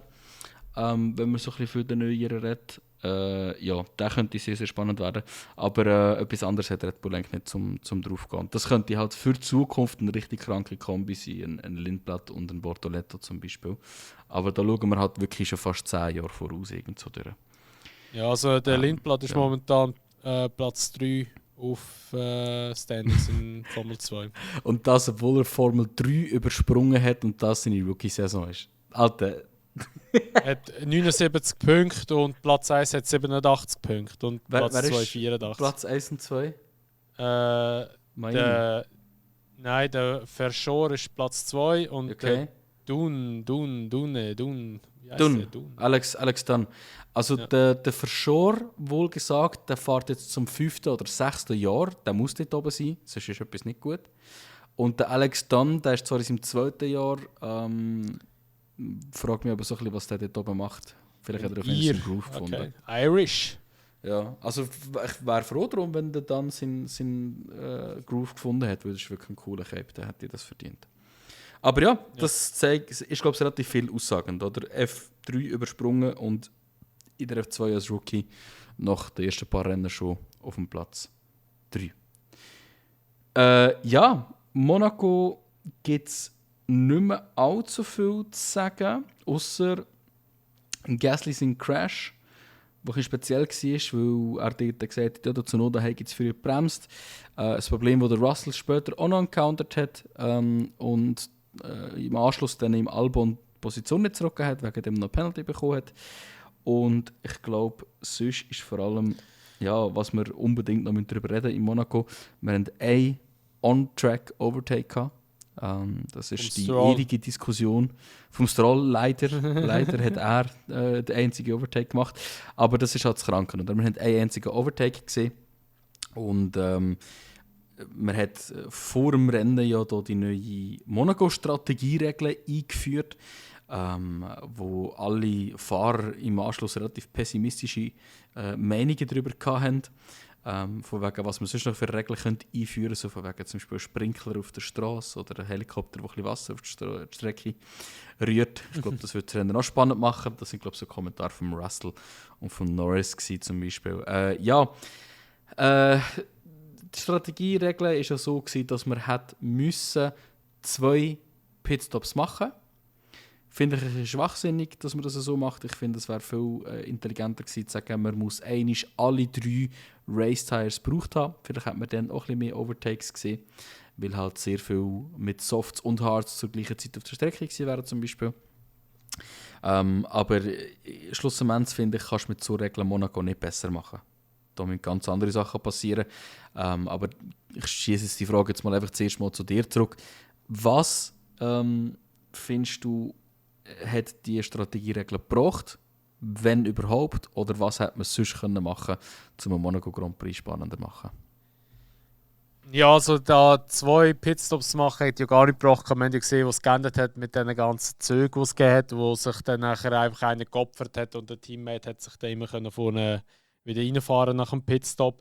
Eben der Russell hat dann nachher mal gesagt, ich habe jetzt Anschiss drauf, ich fahre jetzt einfach geradeaus bei den Schikanen. Und dann nachher, ja, hat eben den Penalty bekommen, ist aber dann gleich immer noch auf P11 gelandet. Das muss man sich mal überlegen. Der hat noch Drive-Thru bekommen und ist gleich P11 gelandet. Also so viel geschadet hat sie mir dementsprechend nicht. Und das ist eigentlich krank, wenn du das überlegst, weil Drive-Thru ist immer eigentlich etwas vom Gröbsten. Also du würdest einen Stop-and-Go bekommen, das wäre noch schlimmer. Aber ja, was man kann machen, eben, ich glaube, das Monaco ist halt einfach so, wie Monaco ist. Ich meine, wir haben auch vor 20 Jahren nie grosse Überholmanöver gesehen. Es hat zwar vielleicht mal 1, 2 gegeben, aber es war nie eine Überholstrecke gewesen. Das muss man halt einfach so sagen. Monaco ist halt einfach wirklich eine Strecke, wo es einfach darum geht, die zu beherrschen, nicht zu crashen und gleich schnell sein. Und ich denke, wenn man es möchte irgendwie verbessern, muss man halt einfach die Hafenschikanen ändern. Dann muss man die entweder später machen, die Schikanen, oder irgendwie ich habe so ein paar Pläne gesehen, die der Alex Wurz veröffentlicht hat, oder so ein paar Überlegungen, dass man eigentlich nach der Löwskurve, der Ex-Löwskurve heisst jetzt anders, dass man dort noch einen Schritt links abbiegen, dann um ein Gebäude rumfährt, dann rechts rum. Genau. Und dann nachher hat man ein paar Meter mehr. Und dann, wenn man dann nachher nach dem Tunnel die Hafenschikane auch weiter hinterher setzen, dann hat man vielleicht eine längere DRS-Zone. Und dann auch die Löwskurve ein bisschen umändern und auch, wie heisst die letzte Kurve? Draskas. Ja, genau. Dort auch noch etwas ein bisschen ändern. Das sind so kleine Detailsachen, aber in erster Linie müssen halt die Autos auch kleiner werden, dass dir überhaupt etwas geht. Das ist wenn so. Du kannst die Strecke umbauen, du willst es wirklich kein Überholmanöver geben, weil die Autos immer noch zu breit sind. Ja, also es muss einfach generell, es muss in meinen Augen eine Kombination von allem sein. Du musst die Strecke anpassen. Du kommst gar nicht darum. Und du musst kleinere Autos haben, du musst leichtere Autos haben. Und ja, du musst halt auch von den Reifen her Reifen haben, die dir das Rennen halt auch ein bisschen ermöglichen. Oder? Schlussendlich ist es als Rennen einfach nicht schaubar momentan, würde ich jetzt wirklich so unterstreichen. Da würde ich noch fast lieber 2 Qualifyings sehen, wo Race Points dafür bekommst. Das habe ich irgendwie in so einem schwachsinnigen Podcast gehört, der regt mich so auf. Immer wenn ich die auf Instagram irgendwie bekomme, die regen mich so auf, so 2 halbwissende Amis, die aber über Formel 1 reden. Okay. Auf jeden Fall habe ich also so Drive to Survive Fans. Ja, wirklich, also wirklich gefühlt aber trotzdem, das ist das erste Mal, wo ich mit einem agreed habe, von denen hat nämlich gesagt, nehmen wir doch einfach 2 Qualifyings am Samstag und dort gibt es einen Trennpunkt und am Sonntag gibt es ein Go-Kart-Rennen auf der ganzen Strecke ohne Punktevergabe. Da haben wir wenigstens ein bisschen Spektakel. Ja, das ist Fahren mit den Lego-Autos wieder am Sonntag. Das ja, genau. genau. Also ich glaube, Monaco ist nicht rettbar, wenn dort nicht einfach alles angepasst wird. Also du kannst die Strecke auch komplett anders machen. Du kannst sie verlängern insgesamt. Ich meine, es ist eine relativ kurze Strecke. Du kannst noch mehr in Monaco Stadt reingehen. Egal was, macht einfach irgendetwas, weil es ist unwatchable. Und trotzdem ist es nicht einfach, dort zu gewinnen, auch wenn es einfach ist, zu blockieren oder in dem Sinne die Strecke für sich zu behaupten. Also kann man trotzdem sagen, Chapeau zum Norris. Sein erster Monaco-Win ist eine schöne Sache, definitiv. Ja, nein, das ist definitiv. Also, ich glaube, das hat er mal selber gut für sein Selbstbewusstsein, weil er ist teilweise wirklich ein bisschen am Boden zerstört und ich glaube, das hat ihm schon auch gut getan. Aber man muss immer noch festhalten, Piastri hat inzwischen mehr Wins geholt als der Norris. Und das ist schon echt krank. Und hat, glaube ich, meines Wissens ein Win weniger als der Leclerc. Ist das? Das ist krass. Ja, das stimmt sogar. Beim Leclerc, das ist das Kranke. Der Leclerc hat eine extrem schlechte Pole-to-Win-Ratio. Und da kann man gerade am Sonntag darüber Gedanken gemacht. Der Piastri hat bis jetzt immer noch, auch nach Spanien noch, eine 100%ige Pole-to-Win-Ratio. Ich weiss, das ist jetzt komplett, das ist ein bisschen ein Gump, das ist dann nicht das, was du darüber geredet hast. Aber ich finde einfach noch einen krassen Fakt. Er hat in 4 Poles, die er hat, 4 Rennen davon gewonnen. Das ist eigentlich noch eine krasse Statistik. Aber ja, Norris hat jetzt schon beängstigend viele Podiums und Wins. Also das ist, Ich finde das immer so krass, wenn es so einen Szenenwechsel gibt, fällt dir das gar nicht auf. Gleich wie zum Beispiel beim Szenenwechsel von Mercedes zu Red Bull. Es ist einem gar nicht aufgefallen, wie viel das der Verstappen gewinnt, irgendwie. Und auf einmal ist er da und klar, es ist immer noch ein riesen Gap zum Hamilton, aber es hat so viel, wo er mittlerweile schon erreicht hat. 4 Championships gewonnen, das ist irgendwie geht das immer noch nicht ganz in meinen Kopf hinein. Aber ja, so schnell geht halt manchmal das Leben. Wer auch gemerkt hat, wie schnell das Leben geht, ist eben der Stroll. Da haben wir schon vorher darüber geredet. Ich gehe wieder zurück zum spanischen Grand Prix, dort haben wir eigentlich hinwollen. Der hat jetzt Qualifying gemacht und nach dem Qualifying eigentlich direkt gesagt, meine Hand ist weh, ich mag ihn nicht.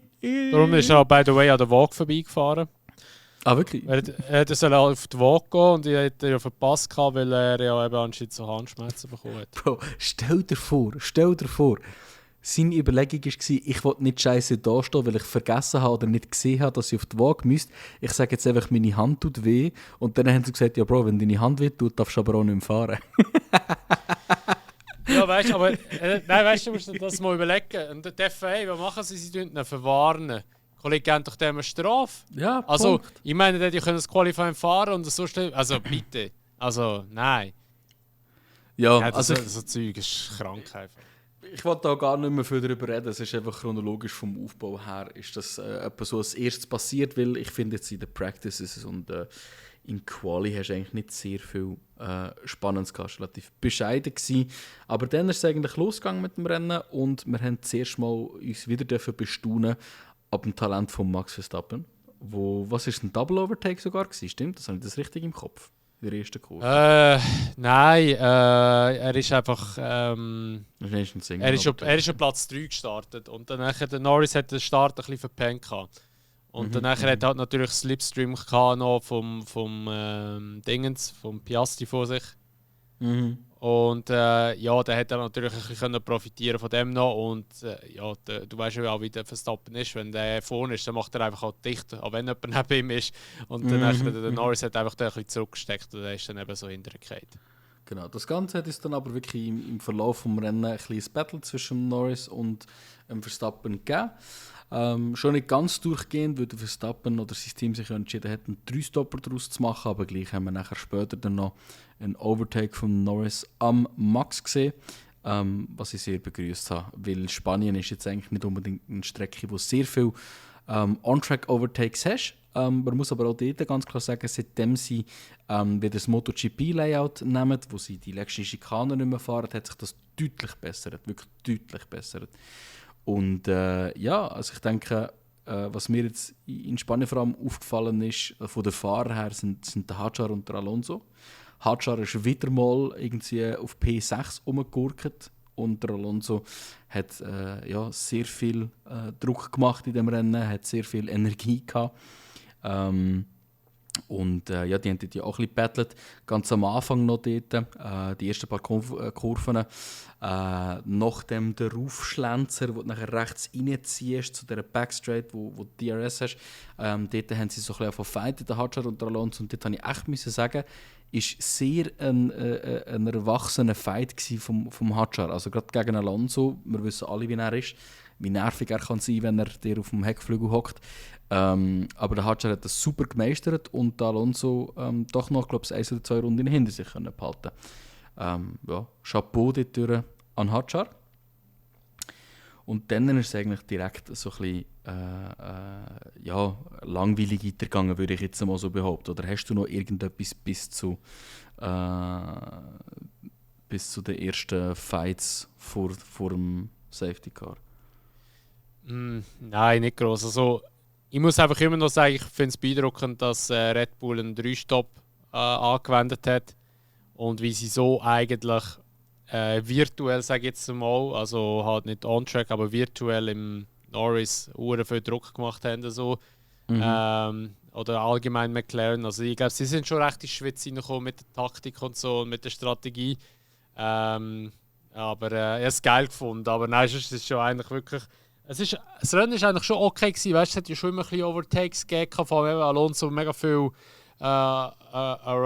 Outside Moves und so, also wirklich so Aussummen und so, was eigentlich nicht so üblich ist in Spanien, sage ich auch.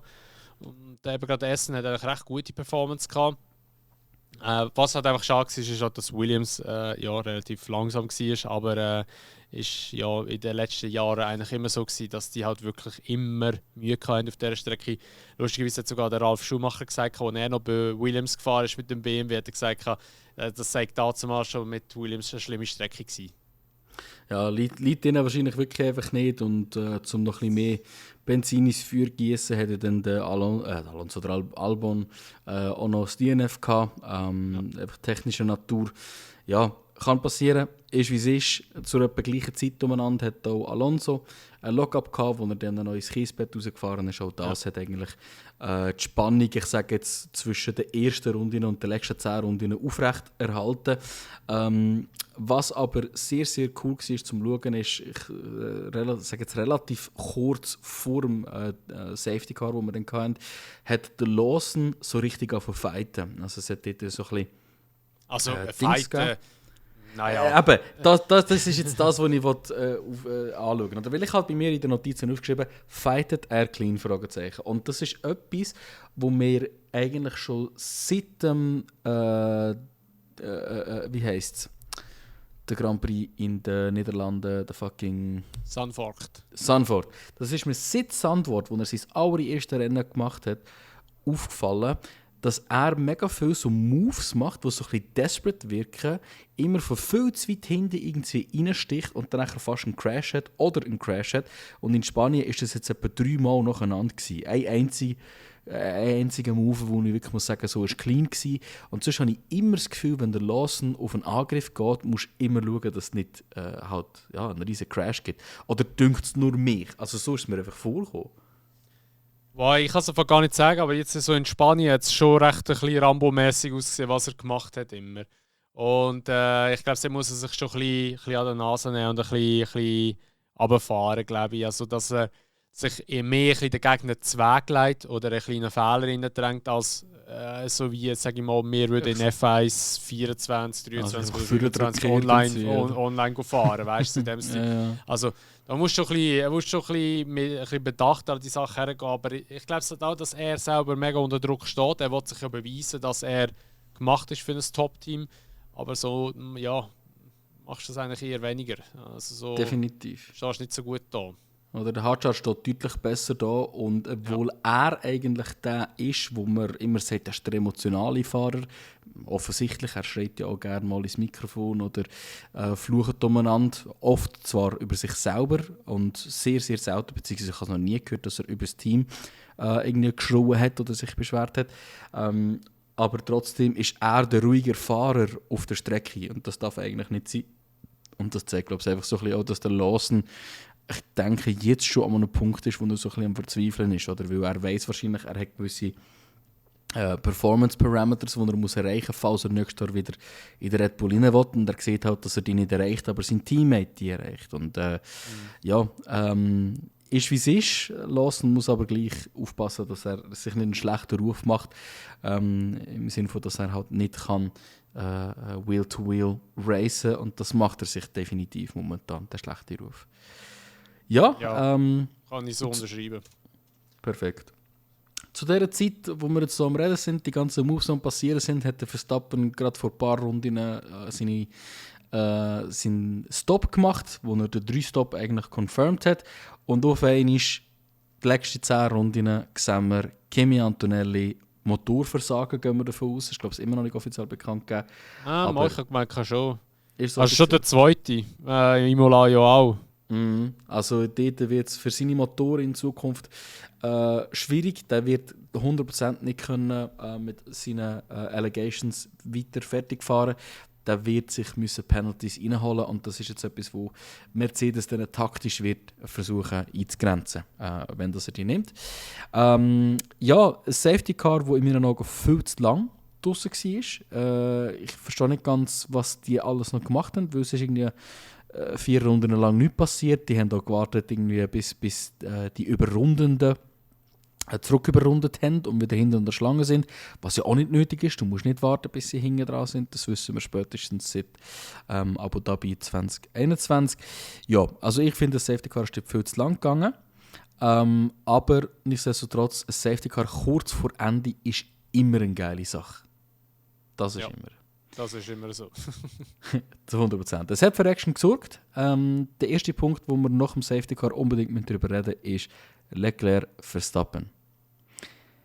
Hat der Leclerc reingezogen oder hat der Verstappen nicht reagiert? Also ich würde mal so anfangen, schon mal mit Red Bull Stop auf Harz. Also, das ist schon mal, natürlich, ja. Das ist natürlich schon mal das erste Problem gewesen. Also klar, ich verstehe es schon. Red Bull musste irgendwie einen neuen Schlappen drauf tun, weil sie haben ja... Also sie haben ja keine Softs mehr gehabt. Sie haben zwar schon noch Nachgefahrenen gehabt vom Qualifying, aber das Problem war, den Reifen haben sie für Installation Labs genommen vor dem Rennen, wo sie an Starting Grid herkommen. Das ist ja nochmal wieder... Der hat ja wieder ein paar Runden drauf gehabt. Und man hat ja das Beispiel gesehen, wie es ist, wenn du einen gebrauchten Soft hast und einen neuen Soft hast am Hamilton-Hülkenberg.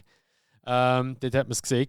Und ich glaube, die Entscheidung von Red Bull kann ich nachvollziehen, dass sie nochmal einen Reifenwechsel machen möchten, weil sie gewusst haben, sie würden untergehen. Aber mit dem Hard haben sie wahrscheinlich wortwörtlich härter in die Scheisse gelangt als mit dem Soft. Darum, ich glaube, sie wären besser auf einen gebrauchten Soft gegangen, muss ich ehrlich sagen. Aber ja, vor allem, weil es halt schon so lange gegangen ist. Gell? Also, der Hard ist wahrscheinlich kaum warm geworden bis am Ende des Rennens, weil das Safety Car so lange gegangen ist. Das ist schon so. Ja, eben, und dort hat es schon angefangen, plus dann nachher ist es halt so gewesen, dass dann, der Max mal einerseits in der letzten Kurve einen richtig scheiß Exit hergelegt hat. Er ist ja richtig krass quer auf dem Curb runtergefahren. Es Wunder, dass er den Karren noch gehabt hat und nicht abgeflogen ist. Also die meisten anderen Fahrer wären abgeflogen, sind wir ehrlich. Safe. Das ist wirklich verdammter Safe. Ja, also das ist wirklich unglaublich gewesen, wie er den Karren noch genommen hat. Und ja, dann das mit dem Leclerc, ich weiß nicht. Also der Leclerc hat schon leicht nach links übergezogen. Darum hätte er ja auch müssen nachher zu den Stewards gehen, wegen dem Vorfall noch. Allerdings, der Max ist aber auch, muss man sagen, wirklich stur auf seiner Linie blau. Weißt du, er hat ja auch nicht kaum eine leichte Bewegung übergemacht, wo es eine Berührung gegeben hat, sind sie wieder ein bisschen voneinander gegangen. Aber er war ja wirklich stur auch so gewesen. Klar muss man sagen, oder kann man sagen, es war unnötig gewesen, was der Leclerc gemacht hat, aber er hat natürlich auch vom Windschatten von vorne profitieren. Und Max hat auch. Darum, schlussendlich, es ist ja nichts passiert, ist ja gut so. Ich würde so diese kleine Berührung mehr als so ein bisschen Racing-Incident abstempeln. Ich würde jetzt sagen, ja, Leclerc ist zu aggressiv gefahren. Ich muss zwar ehrlich sagen, Leclerc fährt dieses Jahr ein bisschen aggressiver durch mich als letztes Jahr. Finde ich aber gut. Ich glaube, das braucht es auch unbedingt bei ihm. Aber ich meine, für den Leclerc hat es schlussendlich ausgezahlt, oder? Der hat natürlich mega gut profitiert, aber was nachher passiert ist, das kann man wirklich sagen, ist schon ein bisschen ein Skandal nachher gewesen. Der Russell hat natürlich auch noch mal ein bisschen profitieren vom Windschatten vom Leclerc, ist natürlich dann auch hergezogen. Und ja, in Turn 1 ist dann das passiert, was man schon fast ein bisschen damit gerechnet hat, was könnte passieren. Es gibt eine Berührung und die ist dann auch gekommen. Der Russell hat nämlich dann den Verstappen leicht berührt und der Verstappen ist dann in den Notausgang gegangen oder beziehungsweise Off-Track gegangen und ist dann einfach wieder so auf die Strecke hineingekommen, ja, wie man es sollte, wie es der FIA möchte. Er hat es sauber gemacht. Aber, jetzt kommt eben das grosse Aber, rein theoretisch, und der FIA hat das nachher, oder die Stewards haben das nachher bestätigt, rein theoretisch hat er die Position nicht zurückgeben, weil es ist nämlich ein Forcing Another Car off Track vom Russell. Mhm. Und Red Bull hat ja, das ist eben auch der Scheiß jetzt, du hast ja die Kommunikation mit der FIA hast du ja nicht mehr. Du tust ja einen Antrag stellen, der FIA während dem Rennen, und der wird dann weitergeleitet und bis dann ist das Zeug schon alles wieder vorbei. Weißt du, blöd gesagt, es geht viel zu lange jetzt. Und die haben so eine gewisse Guideline, haben die ja eigentlich nicht mehr.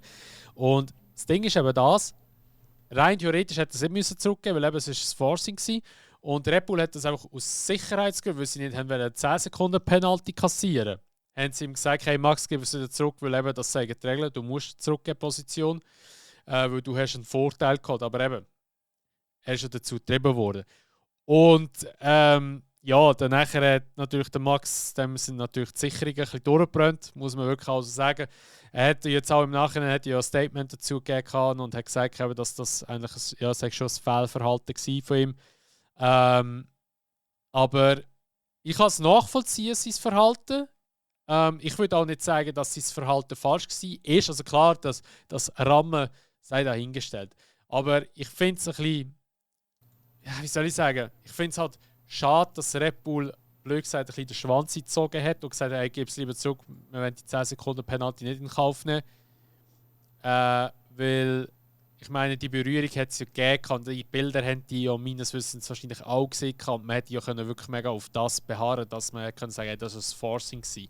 Und schlussendlich war es ja auch so eins gewesen. Aber ja, das ist halt ein bisschen meine Meinung. Ich finde, die Situation, die passiert ist mit dem Russell und dem Verstappen, wo sie sich gerammt hat, oder Verstappen und Russell gerammt haben, finde ich schon ein bisschen, soll ich sagen, ein bisschen too much. Ich habe es lustig gefunden, ich will ja ein bisschen lachen. Aber ich finde, dass es eigentlich gar nicht zu dieser Situation kommen, wenn Red Bull in dem Moment richtig reagiert hätte oder richtig entschieden hätte. Aber ja, ich glaube halt, in ihren Augen haben sie in dem Moment richtig entschieden, obwohl das im Nachhinein gleich halt falsch war. Ja, das ist also meine Meinung. Da stimmt der Herr zu. Also sie hat dann im Max definitiv nicht müssen sagen, ey, lass den Russell eine stören. In dem Fall, das ist halt so eine Schwierigkeit und das hat der Horner im Nachhinein noch bemängelt. Das haben wir jetzt etwa seit, soll ich sagen, 4 Jahren, stimmt das etwa. Wo halt Teams selber das vorher dürfen entscheiden, ob sie den Platz geben oder nicht, bevor Dre Stewards etwas dagegen machen. Ist aus dem heraus resultiert, dass es nicht immer klar war und nicht immer gleich gehandhabt worden ist. Aber das löst in meinen Augen das Problem halt auch nicht. Und ja, wenn halt so viel Unsicherheit drum ist, dann kann es da halt gerne noch passieren, gerade nach einem Safety Car Restart, wo die Gaps nicht gross sind, dass halt das Team sagt, ja, lass ihn schnell führen, oder? Aber dann wiederum, wenn es ein offizielles von den Stewards, hey, lass ihn führen gewesen wäre, dann hätte der Max auch niemals das machen, was er gemacht hat. Nämlich auf einer Gerade einen führen lassen und in der nächsten Kurve sofort wieder den Angriff machen. Das ist nicht erlaubt. Also auch dort ist so ein bisschen, ja, schwierig irgendwie zu sagen. Also ich finde, in meinen Augen, der Verstappen hat komplett falsch gehandelt. Und auch wenn es nicht seine Absicht war, ihn zu rammen, ist es gleich passiert. Und es hat gleich viel schlechter rausgehen. Also meine immediate Reaction dann war, das muss ein 10-Second Stop and Go geben, respektive, weil es halt in den letzten 2-3 Runden war, wäre das dann, weil er logischerweise nicht mehr absetzen kann, halt eine 30-Sekunden-Strafe. Also das war eigentlich meine Auffassung gewesen, weil ich habe das 1:1 gleichgestellt wie die Vettel-Hamilton-Situation in 2017 in Baku, wo der Vettel den Hamilton mit Absicht gerammt hat. Weil, wenn du frustriert bist, hast du gleich nicht das Recht, anderen Leuten ihr Rennen zu riskieren und vor allem mit diesen Autos, mit diesen Speeds so zu fahren, wie er das gemacht hat. Ich bin froh darum, dass er sich im Nachhinein noch entschuldigt hat, aber ich habe eine relativ starke Meinung zu dem, obwohl ich den Verstappen sehr gerne habe, obwohl ich es liebe, ihm zuzuschauen, wie er fährt. Man kann schon immer noch sagen, einer meiner Lieblingsfahrer. Das ist wieder mal ein Ort, wo er bewiesen hat, ja, ab dem Podcast, wie du jetzt die Situation beschrieben hast, könntest du meinen, es sei dein Lieblingsfahrer. Nein, aber ich sehe es halt ja. einfach. Also, schau, weißt, ich bin ehrlich. Jetzt ist es ganz klar, das hat eine größere Penalty geben. Ich meine, er ist ja noch bestraft worden. Er hat jetzt so 3 Strafpunkte bekommen und hat ja eigentlich jetzt, darf nur noch einen Strafpunkt sammeln. Oder darf keinen Strafpunkt mehr sammeln, weil ab 12 ist schon gespielt. Er hat jetzt 11 von 12. Und die erste Verfall ist wieder nach Österreich. Also er darf jetzt 2 Rennen lang keinen Scheiß bauen eigentlich. Und darum, ich finde, die Bestrafung ist schon genug hart, sage ich jetzt mal, für das, dass man halt einfach im Hinterkopf muss behalten, hey, eigentlich wäre ja die Situation nie richtig gekommen oder wäre es gar nicht dazu gekommen, wenn man richtig entschieden hätte von Red Bull Seite her.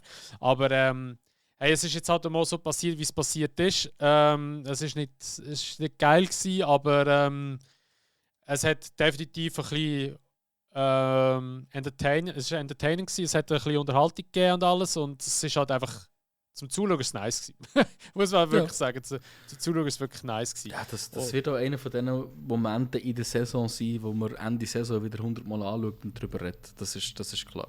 Genau.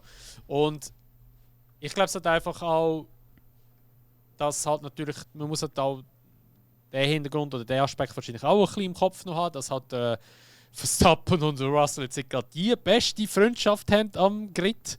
Und ich glaube auch, dass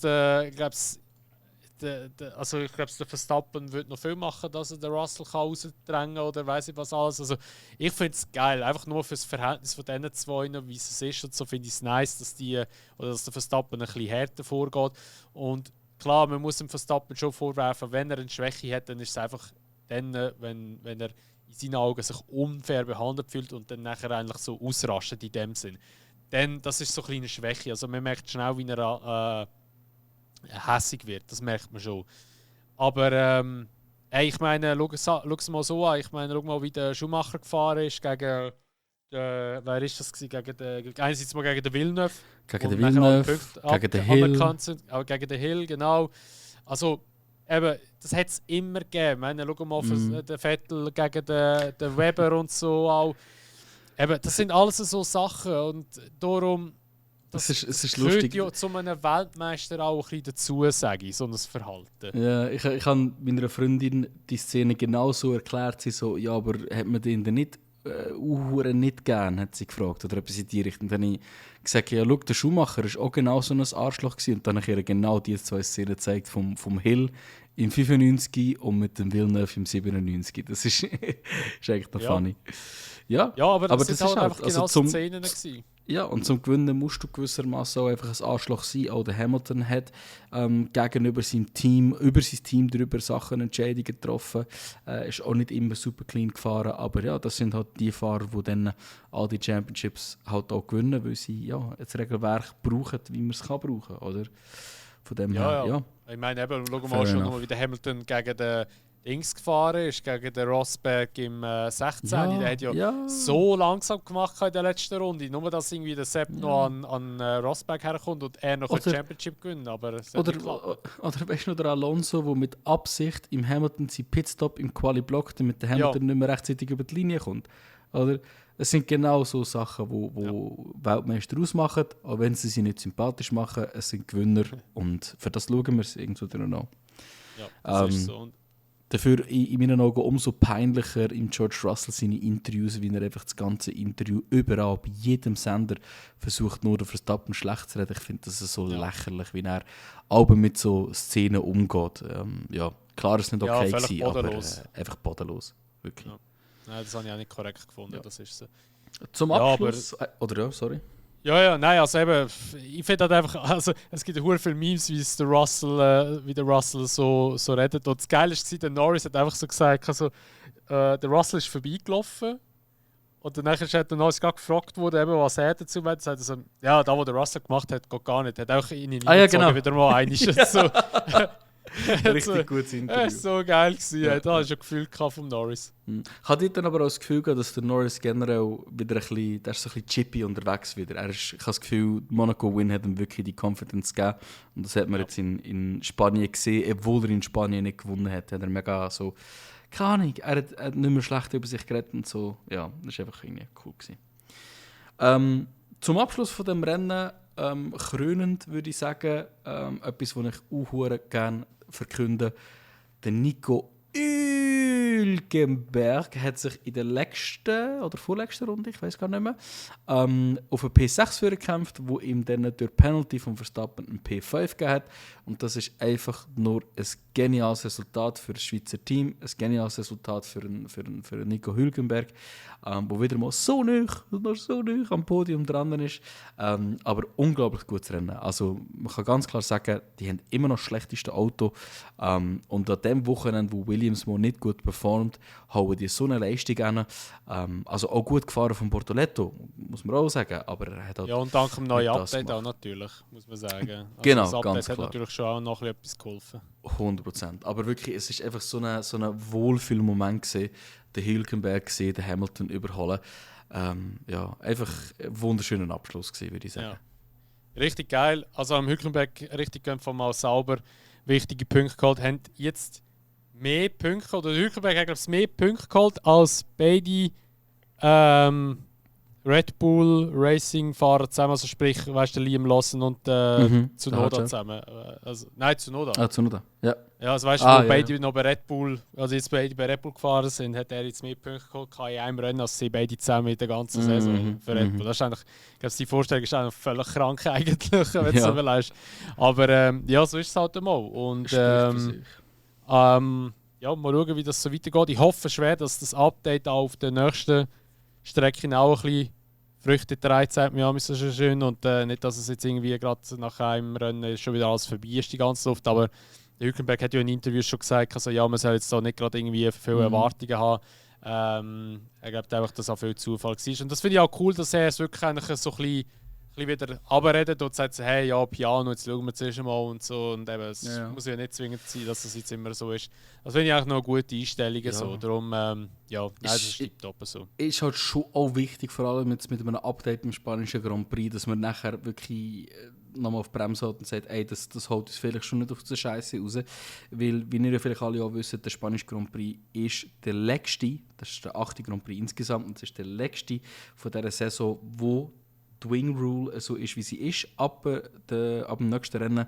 Nein, schon vor Spanien hat es geändert. Der Flexi Wing, willst du jetzt auf das gehen, oder was? Nein, Spanien ist doch der letzte Grand Prix, wo das noch... Nein, es ist schon ab Spanien schon Flexi Wing, hat man schon nicht mehr haben. Okay, aber dann werden wir ab jetzt wirklich in dem Fall wahrscheinlich sogar sehen, dass Sauber ein bisschen besser dabei wird sein, weil die anderen noch nicht reagiert haben. Das ist doch schön. Ja gut, Sauber hat ja ein Update gebracht für den Unterboden. Überwiegend, nicht für die Frontflügel. Ja, aber das, weißt, ich sage grundsätzlich, viele müssten noch mehr Veränderungen machen, dementsprechend, dass sie besser fahren können. Ja, gut. Wenn der Sauber jetzt schon so gut fährt, dann hat die Flexi-Wing-Veränderung im Sauber eher sogar einen Boost gegenüber dem Rest vom Field. Ja, okay. Wir werden es sehen. Es haben ja alle Teams immer gesagt, sie sind ja von dem nicht betroffen. Ja, das offensichtlich nicht. Mal schauen, aber ich glaube es immer noch daran, dass da zum Beispiel gerade McLaren wahrscheinlich schon ein bisschen einen Nachteil wird haben. Ferrari komischerweise eben auch, also jetzt Hamilton-Seite gesehen.